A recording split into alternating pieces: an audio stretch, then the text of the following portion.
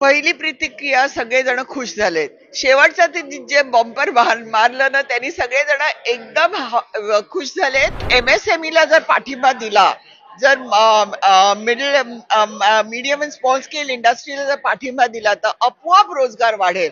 माझ्या अपेक्षेप्रमाणे 70% बरोबर आहे. मोदी 3 चा अर्थसंकल्प सादर झाला आहे. केंद्रीय अर्थमंत्री निर्मला सीतारामन यांनी आज हा अर्थसंकल्प मांडला आहे. या अर्थसंकल्पामधून सामान्यांना, उद्योग जगतामध्ये तसेच महिलांना किती फायदा झाला हे जाणून घेण्यासाठी आपल्यासोबत IMCच्या व्हाईस प्रेसिडेंट सुनीता रामनाथनकर मॅडम आहे. सुनीता मॅडम, पहिली प्रतिक्रिया काय तुम्ही अर्थसंकल्पासंदर्भात?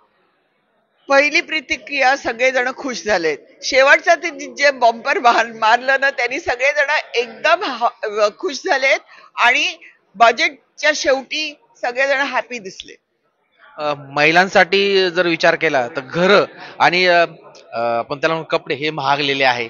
त्यामुळे महिलांमध्ये कुठेतरी नाराजी असेल असं देखील बोललं जाऊ राहिलं आता. हो असेल, परंतु हातात पैसा जास्त खेळल्यामुळे ना ती नाराजगी जरा कमी वाटते असं दिसतंय. कोणी त्याचे असं बजेट खरं म्हणजे आपण बारकाईने बघायला पाहिजे. त्याचे जे अनेक्शर्स आहेत ते बारकाईने बघायला पाहिजे, मगच आपल्याला कळेल किती आत खोल आहे. पण मोबाईल आणि मोबाईलच्या संदर्भातल्या वस्तू स्वस्त झाल्या आहे. मात्र ज्या पद्धतीने आपण 2025च्या दिशेने वाटचाल करतोय, पुढे जातोय, AI सिस्टीम येत आहे, मोबाईल संदर्भामध्ये मोबाईलचं ऍडिक्शन वाढल्यामुळे वेगवेगळ्या गोष्टी घडताय. मात्र ते स्वस्त केलंय त्यामध्ये देखील कुठेतरी रोष पाहायला मिळतोय. आता विरोधक देखील लक्ष करताय या संदर्भात. हो, मोबाईल स्वस्त होत आहे. आता भाजीवालीकडे किंवा आम वर्करकडे पण मोबाईल असतो आणि मोबाईल चांगला यूज पण करता येतो आणि त्याच्यावर खेळ पण खेळता येतात. त्यामुळे मोबाईल जरा डबल गेम आहे.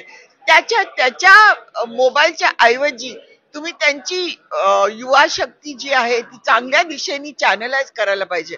मला वाटतं आपण स्किल डेव्हलपमेंट मध्ये खूप मोठ्या प्रमाणाने जायला पाहिजे. त्यांनी 5 कॉलेजेस सांगितले तर 50 कॉलेजेस व्हायला पाहिजे. आपला युथ एवढा मोठा आहे की सगळ्यांना चॅनलाइज करायला पुष्कळ कॉलेजेस पाहिजे आणि मोबाईलवरनं हटून जरा शिकायला पाहिजे. सर्वात महत्वाची म्हणते शेतकऱ्यांसाठी खूप मोठी घोषणा केली आहे. किसान क्रेडिट कार्डची जी क्षमता आहे, मर्यादा आहे, ती आता 5 लाखापर्यंत वाढवलेली आहे. ते खूप छान आहे. त्यांना कधी लागतात पैसे.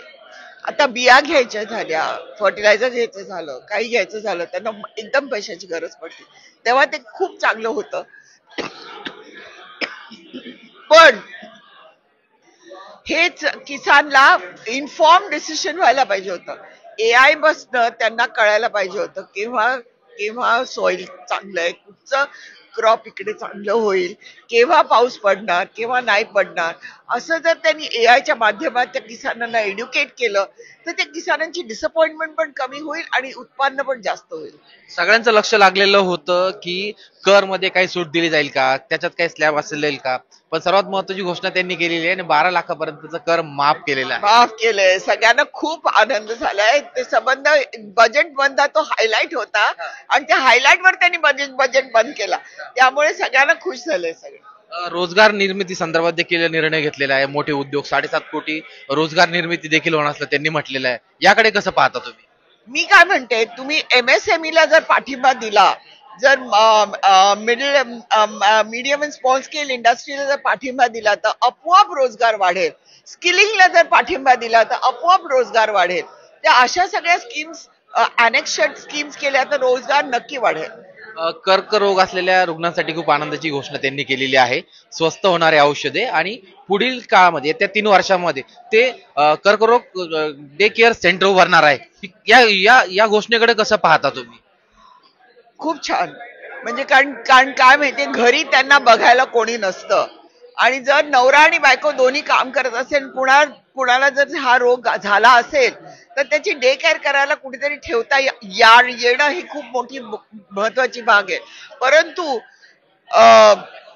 मला असं वाटतं ते कर्करोगाच्या मुळाशी जाऊन त्याचं औषध काढणं, त्याचं संशोधन करणं जास्त महत्वाचं आहे.